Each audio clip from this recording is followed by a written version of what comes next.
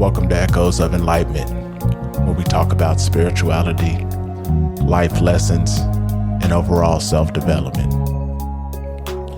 In this episode, we'll be talking about how the chosen one is hidden in plain sight.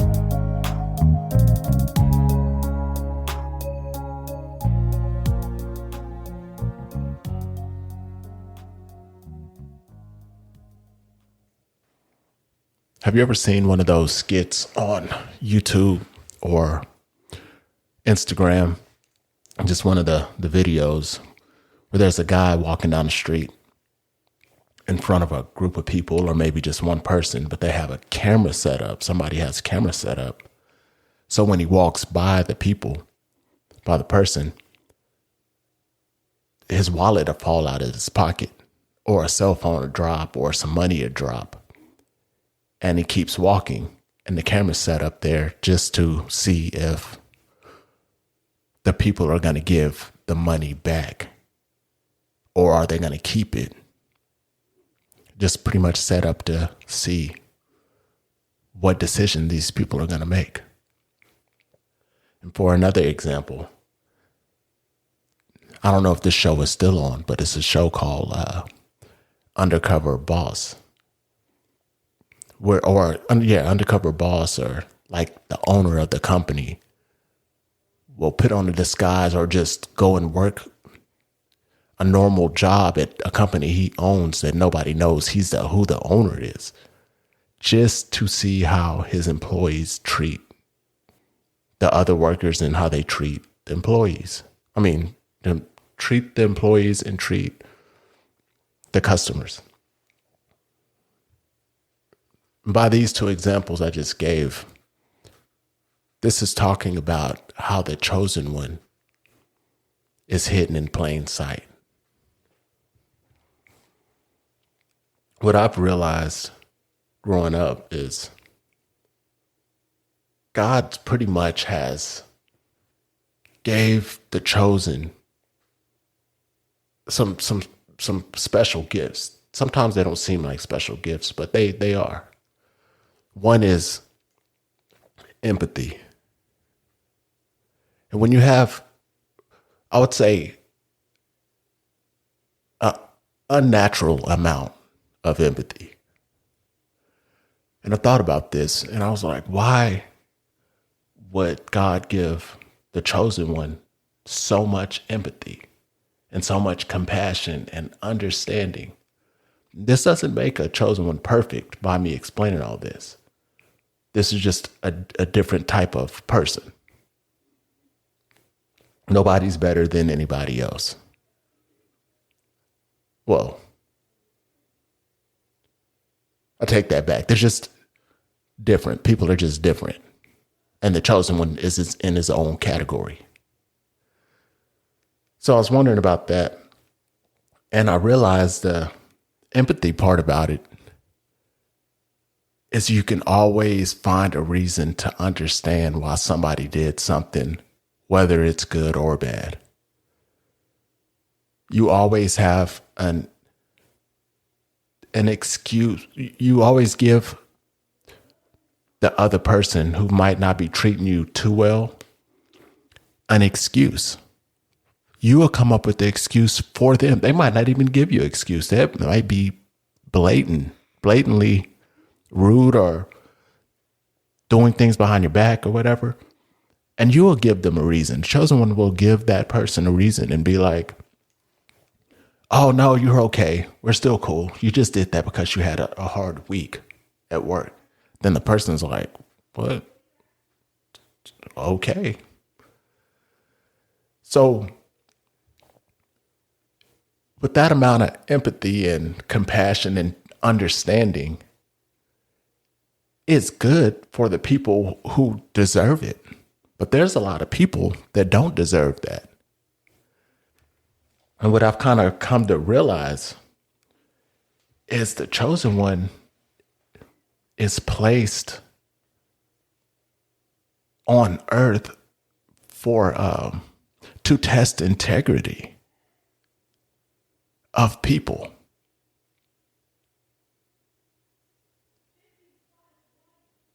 they're there because the majority of people would leave, after a certain amount of situations that go down, they would leave. But the chosen one will stay in a crazy situation, just trying to make things better, trying to hopefully this person to change. Hopefully we can figure this out so we can move forward to have a great relationship. You're always, as a chosen one, always looking for the best outcome possible and hoping the best works out. And that's just the standard operating procedure that comes, installed in the chosen one, in the personality type. And I started thinking about that. And I think the reason why we endure years of bad relationships is so God can also take a look at the person who you're dealing with. Because think about it.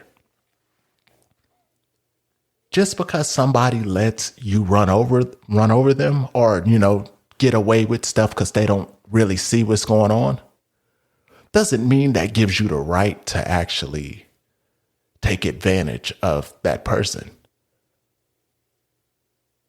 of them being naive about something or whatever. That doesn't mean you take advantage. You're like, oh, they don't know this. Oh, yeah, so I'm getting over it. They're easy to get over. Yeah, you can. No, what you're being judged on at this point is your integrity. You're building your karma and your judgment with God at that time. And I also thought about the reason why the chosen one won't leave is because from day one, from being a little kid, like the black sheep of the family, you've been trained. God's put you in this situation for you to gain endurance. You gain endurance over the years. Then you run into adults as an adult, or just even as 25 or something. I mean, it's still an adult, but just like a younger adult. When you run into other people who are treating you bad, you've already had that your whole life. So that's the endurance that God has put into you by starting you off as a black sheep at an early age. Because if you knew, it's not like you're going from one extreme to another, like somebody being cool with you and then they kind of treat you a little bad. And then you're like, hey, no, I'm not used to that. But the chosen ones are used to that, because as a black sheep, you're always getting you kind of get the short end of the stick all throughout life. So you're always getting the short end of the stick, even as an adult. You're kind of sticking in these situations for way longer than you should. Way longer. And you keep giving chance after chance after chance after chance. And the only reason why you keep giving all these chances is because you don't really even know any better. You don't really even know that there's a difference. There's no contrast. It's just a continuation. Most people, if somebody starts, treating you like crap out the blue, then you would leave, because there's a contrast of being treated good and being treated bad. So you know the difference and you know kind of when to leave. But as a chosen one, it's always been like this. It's always been like an uphill battle. So you just think this is more of the uphill battle, but you don't even realize it's an uphill battle because it's just your norm, just the way your life is. So you don't even know any different. And then I started thinking, I'm like, well, why would God do that? Why would God make us endure so much of this stuff, of these different situations for so long. Then I realized he gave us that endurance for the whole situation to play out. The whole, you know, challenging relationship with, it could be cousins, it could be with wife, girlfriend, parents, work, anything. We always stay in it too long. And the endurance is for the whole relationship to run its course. It needs to run its whole course so we can learn. That's what it's for. It's so we can experience the whole thing. And with that amount of empathy that we have to give chance after chance after chance, that leads to you never really being broken. So when you run into somebody else that's coming to you with the same problem that you've been through, that you were in for like 10 years, you don't go into that and be like, I'm not going to tell this person because I had to go through it. Now they have to go through it. No, we're like, I've been through this. Let me show you how to handle this. We're teachers. So that empathy and that compassion that's installed in us is given back to somebody who needs it. We have all the information on that type of relationship. So that's kind of why we go through all these hard situations and stay in them so long, because we need to get the full experience. The only way you can truly teach somebody how, or truly teach somebody something, or truly understand what somebody's going through, is if you've been through it. That's probably the closest you can get. Why do you think, like AA, all these people have been in the exact situation? So everybody understands exactly what each other is going through. They usually don't have I don't truly know, but I'm thinking most of the counselors are the people that are up front, conducting the whole class, might be recovered substance abusers, because they can actually relate to the situation that the people are in. Because it's kind of hard. I mean, you can always empathize with somebody and, feel them, be like, yeah, oh, I feel you. When somebody's telling you a story that you haven't been through, you can't really understand. You can kind of give somebody, a little bit of advice on, yeah, this is what I do, but you don't really know. All that stuff is easier said than done if you've never been through it. But as a chosen one, it seems like we're placed in all these, from a kid, all these tough, challenging situations that you really just have to go through. And then at the end of it, as you get older, some random person can come up and tell you, be like, hey, yeah, I'm going through narcissistic abuse. You're like, I've been through that. And they're like, oh, really? Yeah, I was married to one for like 10 years. See, and it's so all this stuff that happens through life is to help in the end. Because the weird thing about chosen ones is we never lose our compassion or are willing to help, no matter what we're going through. What we're going through or what we've been through. We never lose that. That compassion is always there. And it's strange to me. It's like you always want to help. And I think we also always want to help because while we're going through this stuff in these different situations, God limits the help. Let me try to explain this a little better. God's chosen ones need to go through these situations kind of fully and slightly alone, pretty much alone. So you can get the full grasp of whatever situation you're trying to get out of or make it through. So when it's time to teach or it's time to coach somebody through these situations, you fully know how to do it. There's no resistance. It's like lifting weights. Like say somebody's bench pressing, bench pressing some weight. And you have a spotter, but they're not touching the bar. That's, or if you had a spotter and they just was pretty much pushing the bar up for you. We don't get that. We don't get that help. So you got to go through this stuff pretty much by yourself. But when you go through it by yourself and you make it all the way through, you've passed that course. Now you can explain.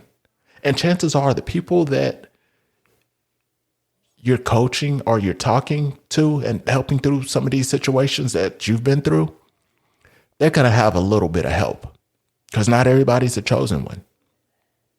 Like I said, doesn't mean when I say chosen, doesn't mean that anybody's better than anybody or whatever.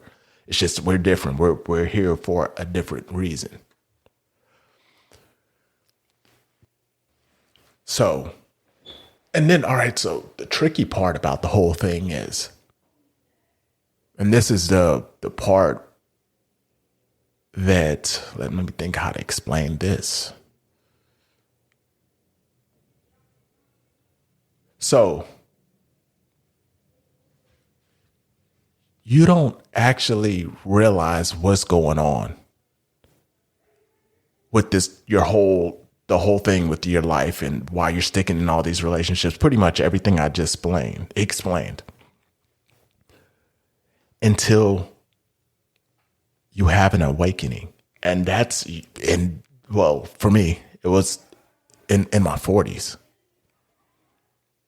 In my 40s. And what makes me think it happened in my 40s is because I needed enough training. So I needed all those years to develop a bunch of skills and a bunch of wisdom and a bunch of knowledge on a bunch of different situations. You need the reps. Go through all this stuff. And then once you have an awakening, in previous episodes, I talk about how you look at things in a different, you can see behind the veil of a lot of stuff, but at the same time, you get to see behind the veil of yourself. You will look at yourself from a different perspective, almost like a third point of view, like outside of your body, looking at you. It's strange, but it's the truth, and it's a necessary step of the awakening. And you'll be like, because first of all, you get to see behind the veil of all these people you've been hanging out with and different jobs you've been in and different relationships and all this different stuff. You get to see it from a whole different point of view. And this is why you're asleep. All this, you're looking at your asleep self from a different point of view. And you're like, why did you take all that? Why did you deal with this person for this long? And this is when the healing has to happen. This is when the chosen person, it's time for you to heal, because now you're awake and you've seen that you've been through some trauma. But the thing is, the tricky part is There's no way you would have learned and endured all this stuff if you were awake. That's why he kept you asleep for all these years. Because the only way you can the only way you can endure this stuff is if you truly, truly don't know what's going on. Because it's like you have half the story. You don't even know the majority of things that was probably going on behind your back. You'll find that out later after your awakening, when you look at the situation from a different perspective. You'll find out everything you need to know. The majority of everything you need to know. God will still keep a bunch of stuff hidden from you just because it's absolutely insane of some of the stuff you went through that you didn't even know that you were going through. So he keeps you asleep this whole time. That's why awakening is an awakening. That's why it's called an awakening, because you find your light bulb finally comes on. But he keeps you sleeping so you can tolerate all this stuff. You miss a lot of stuff that's going on, but at the same time, you're in the situation, so you're still learning. It's just not impacting you fully as if you were awake. It'll impact you later once you wake up and you look and see, oh, damn. Well, let me give you this example. All right. Have you ever, say like in maybe India or somewhere, because, you'll see some of those videos. It'll be like a baby in the middle of like 30 rattlesnakes. And the rattlesnakes won't even bite the baby. One, because the baby doesn't even know what situation it's in. So it's not fighting back. It's not showing anything, picking up the snakes, slapping the snakes around, and they're not doing anything. That's kind of how we are. It's like, if you don't know you're in danger, you're not acting like you're in danger. But the trick is, normally you wouldn't have made it out. Normally you wouldn't have made it out of the situation normally. God and your spiritual team protected you and saved you that whole time. Because a lot of these situations you were in, you wasn't supposed to make it out of. To be totally honest. Your guardian angels and God he kept you in that situation to gain the knowledge. But he also protected you. Like, you made all the right steps and all the right moves to dodge a bunch of stuff. And you didn't even know that you were dodging things. You don't even realize. Or you might even think, oh yeah, I got out that situation. Ha ha ha. And then your spiritual team is like laughing at you like, ha ha, you think you got yourself out of this? No, it was us. God was also, a big part. Your guardian angels and God was a big part of you enduring all of this stuff that was going on.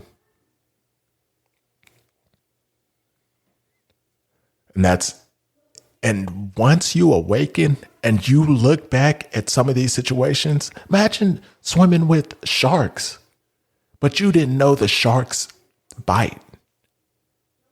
And people are like looking at you like, why every day after work you go jump in the ocean where all the sharks are? You're totally clueless while you're asleep. But you are guarded and protected 100% by God, because he needs you as a chosen one to go through these experiences so you can come back and tell what you saw and help somebody in need that might be getting ready to go through this experience or going through this experience or just finished with the experience, how to navigate after that.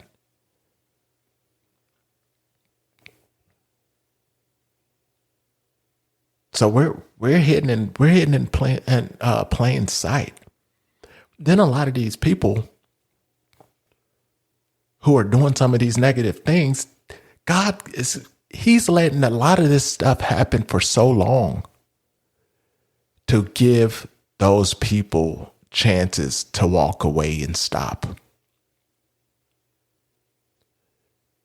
Because they obviously realize that we're not going anywhere and we might be there punching bag for a while. One, because we don't really understand what's going on, but it's also to see where their integrity lies.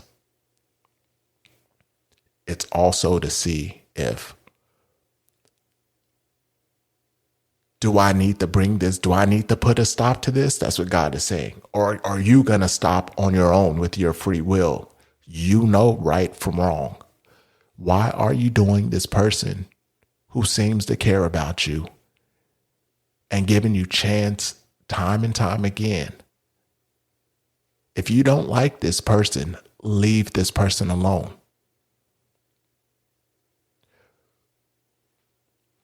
But they don't. They keep going, pushing it and pushing it. And God, the whole time, is just shaking his head like, one, you don't understand. This is one of mine, the chosen. You're doing the wrong person super bad. I'm giving you time to clear up some stuff and stop. Turn your back. I'm going to get in. And the thing is, gotta give these people synchronicities, different signs, like through everything, through signs on billboards, through, commercial might be like, you should let them be. It'll just be some weird stuff. Why would you keep going? Or show them a movie where what's happening in that movie is the same thing that's happening in their life. Kind of like, wake up, look, stop doing this. And then these people have to pay the price. And then the craziest part is, if you look at a chosen one, they never look like what they've been through. And that's because God, you're protected. So, in this, all right, being a chosen one is not all bad. And maybe in like a future episode, maybe next episode or the one after that, I'll talk about the beauty of being a chosen one. And this one is just a kind of hardship in what you have to go through. But I honestly believe that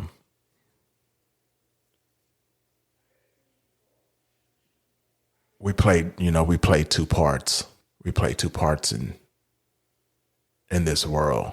And one is to test. It's almost like guinea pigs. You know what I mean? Like, we're the kind of guinea pigs. He puts us in this situation like, hey, there's a person over there. Let me test to see how that person is. Then he places us in their life. And as us being kind of compassionate and really kind of naive to the world slightly, like we automatically think everything is good. We don't think anybody's wearing a mask. We give everybody the benefit of the doubt when they might not even deserve it. We just a bunch of almost like just naive in a way, until you wake up and then you have all the information. Then you turn into a whole different person. Then we can get into that later. So it's pretty much to test some other people to see how they're going to be. Because you can have some of the best relationships ever, In some cases, you can have some of the best because the chosen one's going to treat you great.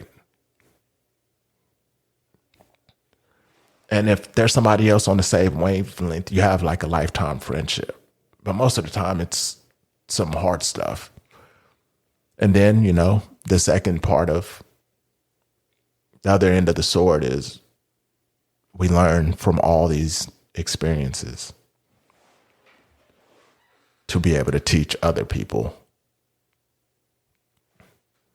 on how to make it out of situations that we've already been through.